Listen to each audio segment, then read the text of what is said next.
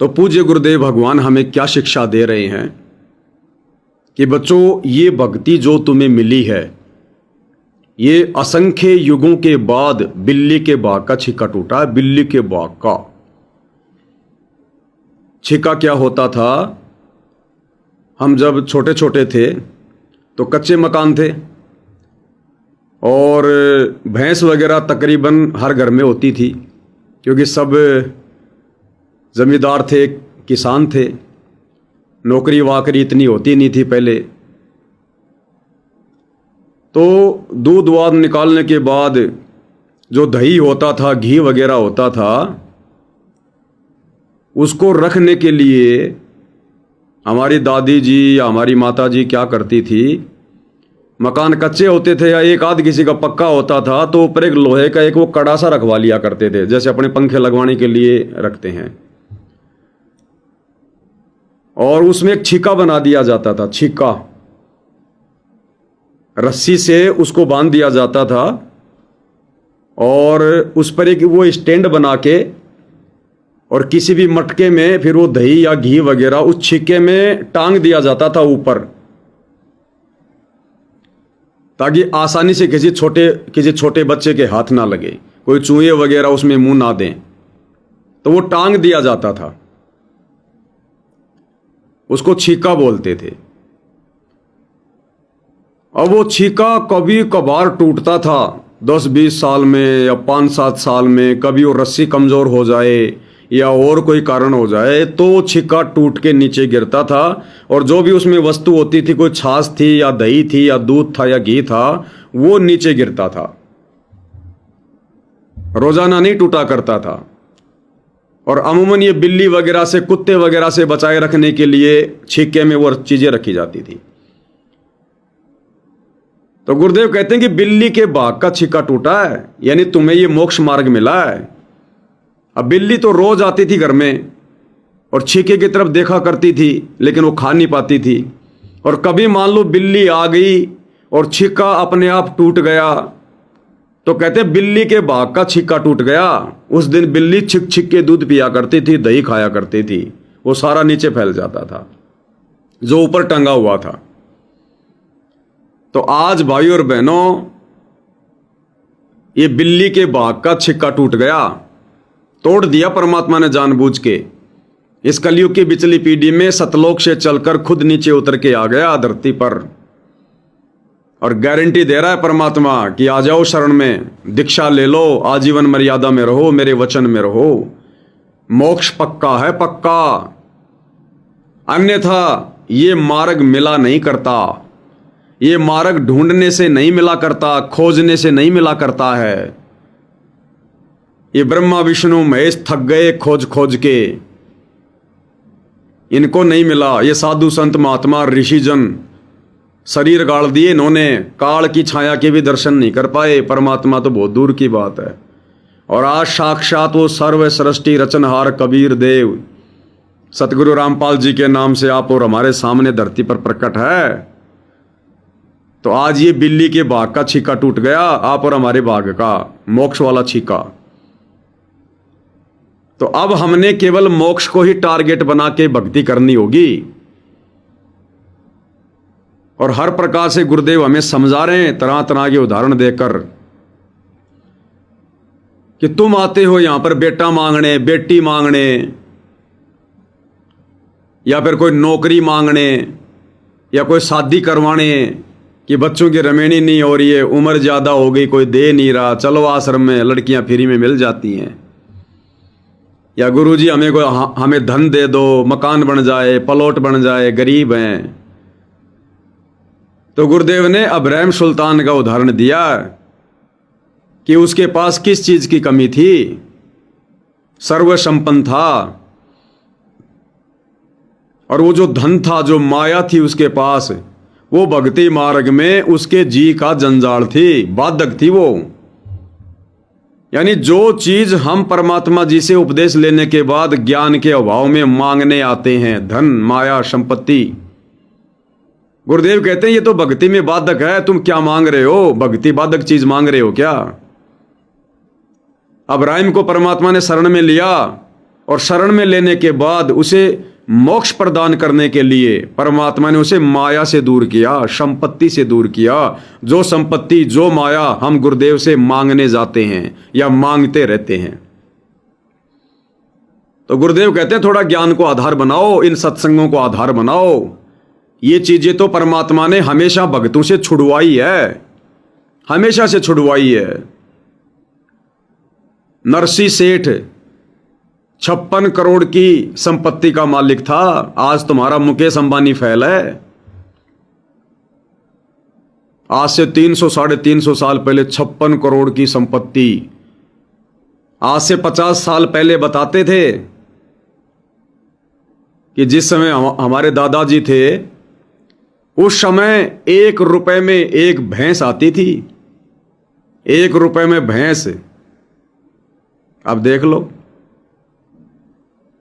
अब 350 साल पहले 56 करोड़ का क्या मोल होगा।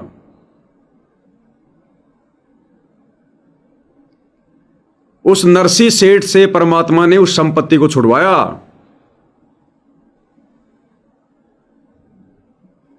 और आप और हम क्या मांग रहे हैं परमात्मा से?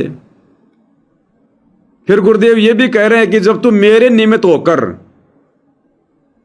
और जब तू माया से दूर हटना शुरू हो जाएगा।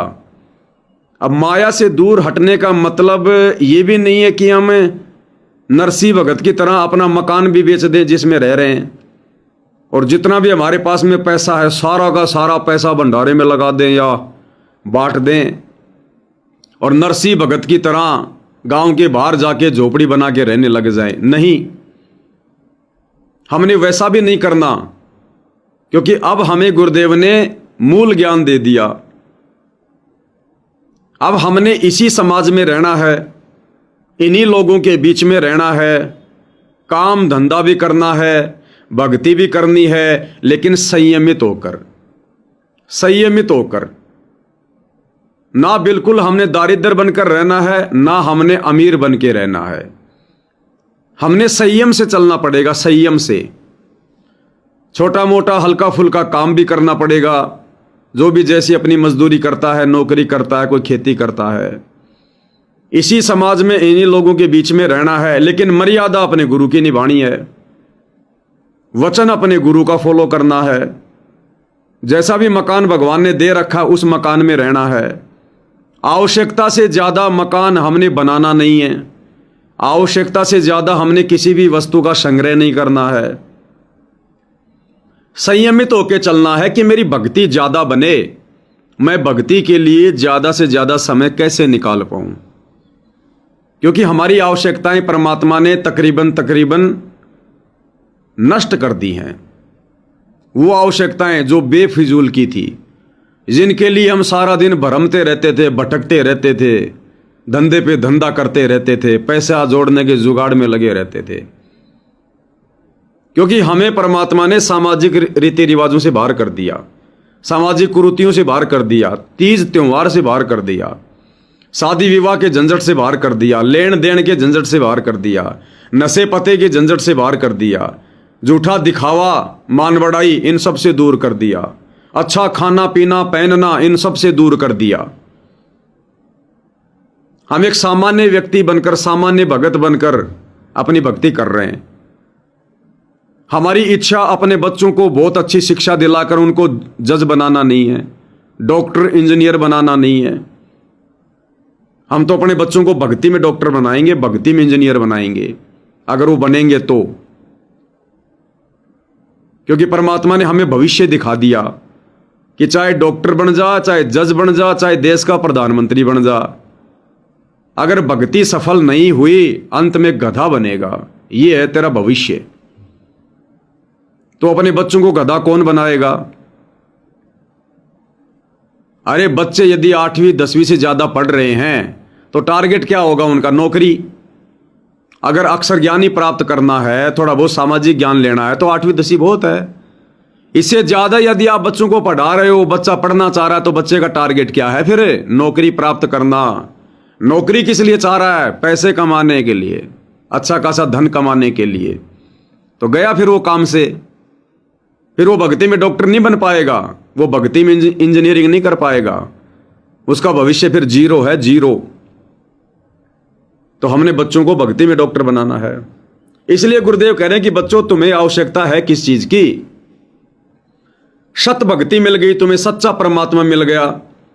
अब यदि मर्यादा में रह के भक्ति करोगे तो तुम्हारा बाप तुम्हें किसी चीज के भरोसे रहने देगा क्या? अपने सामर्थ्य के अनुसार कोई भी बाप अपने बच्चों को दुखी नहीं देख सकता।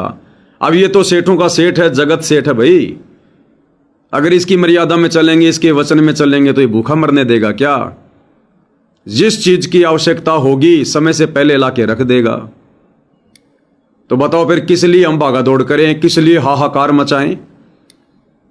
इसलिए गुरुदेव भगवान अब्राहिम सुल्तान का उदाहरण देकर बता रहे हैं कि परमात्मा ने जिनसे भक्ति करवानी थी उनको माया से दूर किया, धन से दूर किया।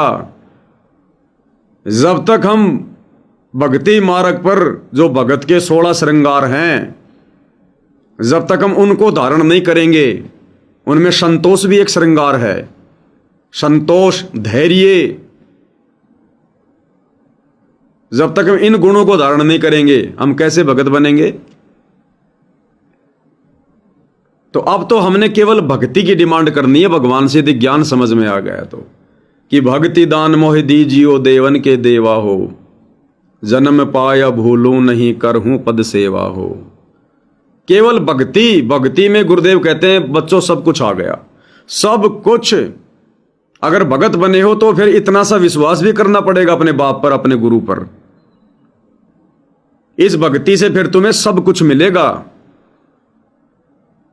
इन राजाओं को राज भी हमारे गुरुदेव ने दे रखा है, ये मंत्रियों को मंत्री पद भी हमारे गुरुदेव ने दे रखा है, यानी परमात्मा जी ने, उनके किसी जन्म की भक्ति के प्रतिफल में।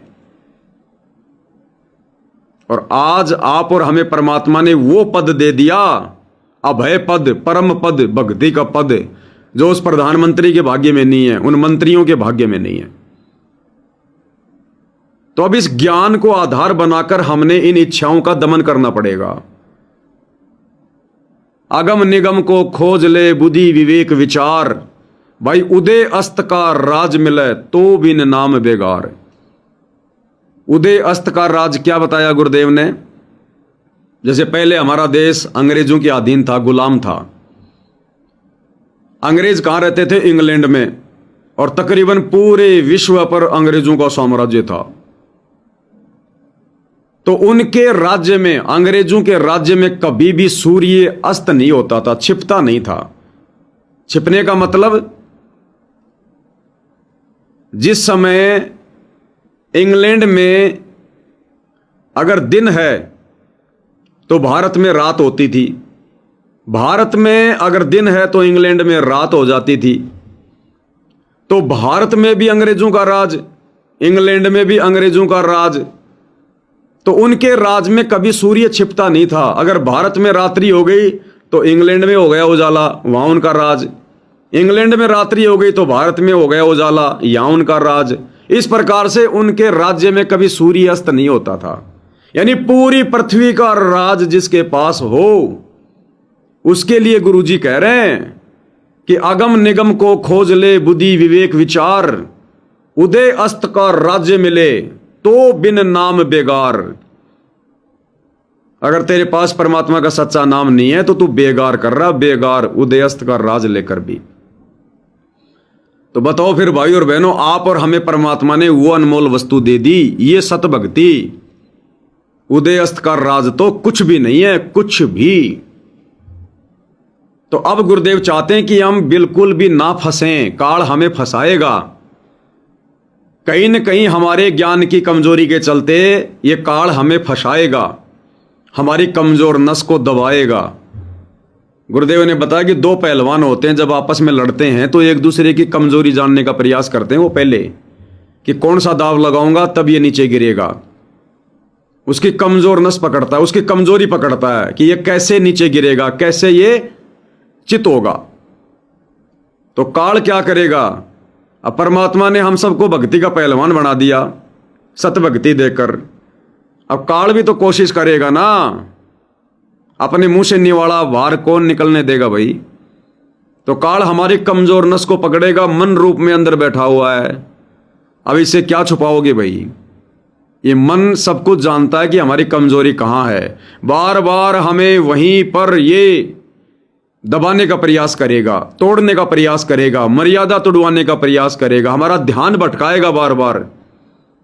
तो हमने उस कमजोरी को दूर करना है गुरुजी के ज्ञान को अच्छे से सुनकर, समझकर, ज्यादा से ज्यादा भक्ति करके।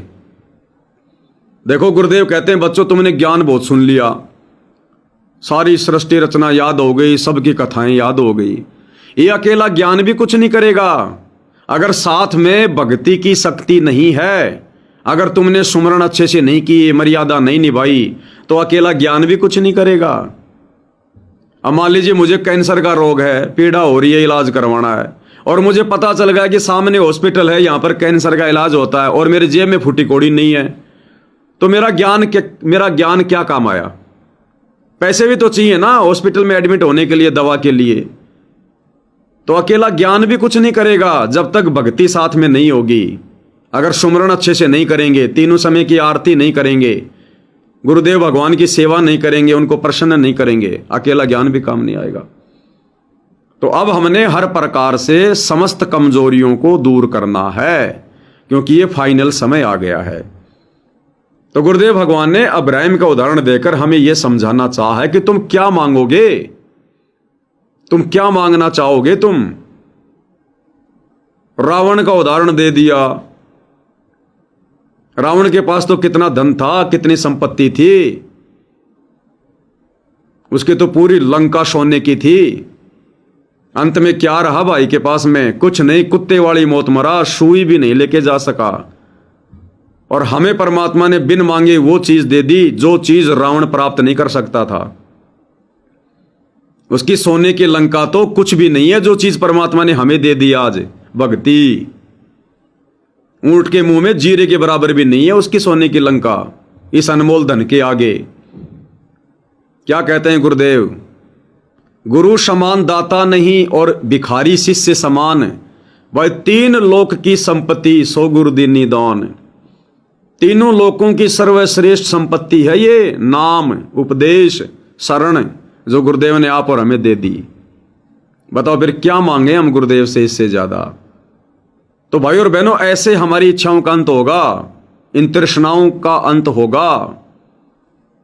वैसे तो हम दुनिया को देख देख के मर जाएंगे, क्योंकि यदि अब वर्तमान में हमारे भाग्य में भी यदि संपत्ति होगी ना पूर्व जन्मों की, और है भाई, आज हमें परमात्मा की शरण मिल गई। ये शरण मिलना कोई सामान्य बात है क्या? छोटी मोटी बात है क्या? हमें गुरुदेव की शरण मिल गई।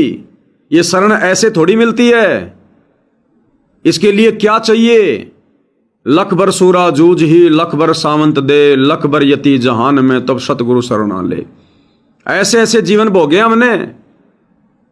गोरक्ष ज्ञानी गणे, सुखदेव यति जहान, सीतासी बहु भारिया, संत दूर स्थान।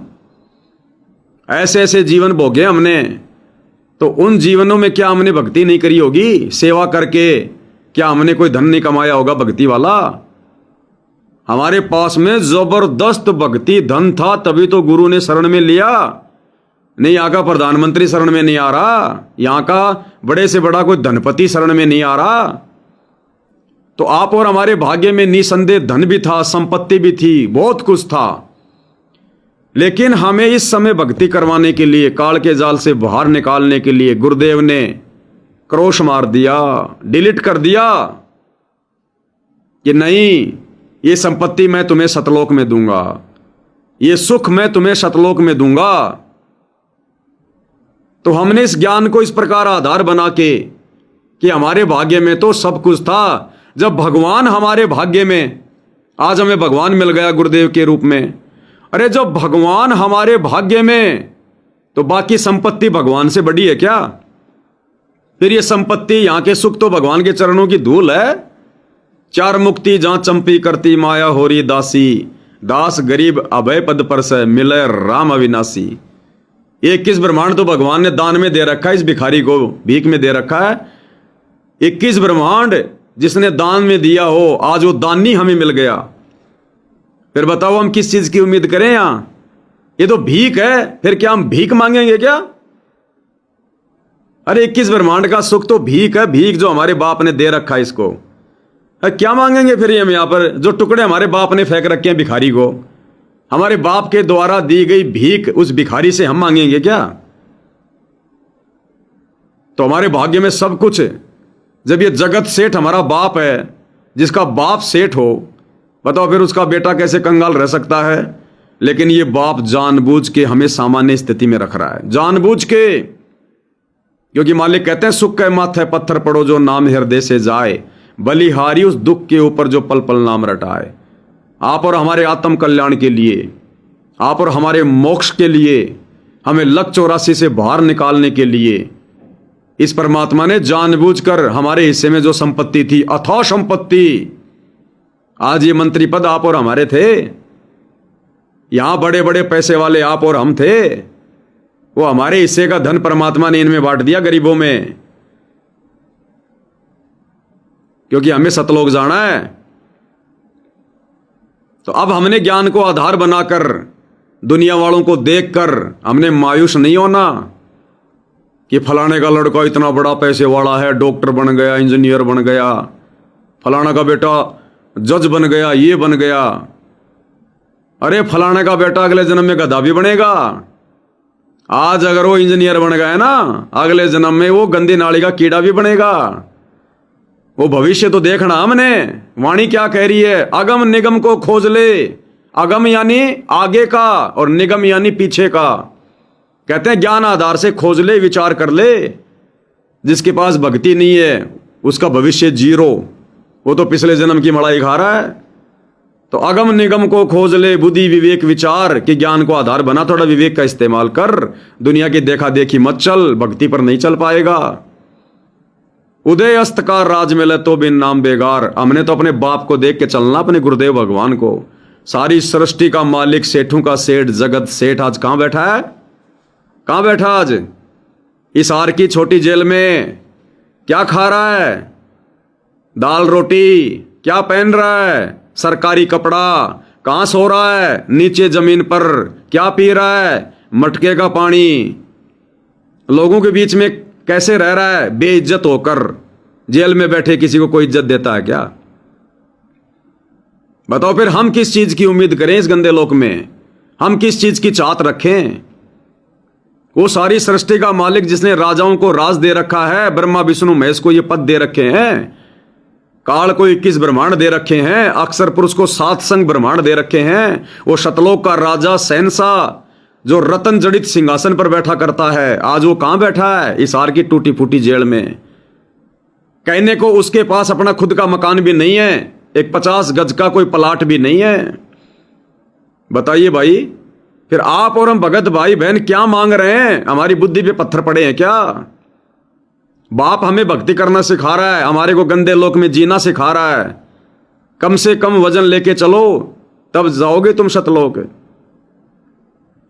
तो हम जैसे हैं बहुत अच्छे हैं, यहां के राजाओं से तो सर्वश्रेष्ठ हैं। और जीना हमने अपने बाप को देख के है, भक्ति हमने अपने बाप को देख के करनी है। तब भाई और बहनों बात बनेगी ये। नहीं ये काल तो आए दिन हमारे को नए नए सपने दिखाएगा, नए नए सपने।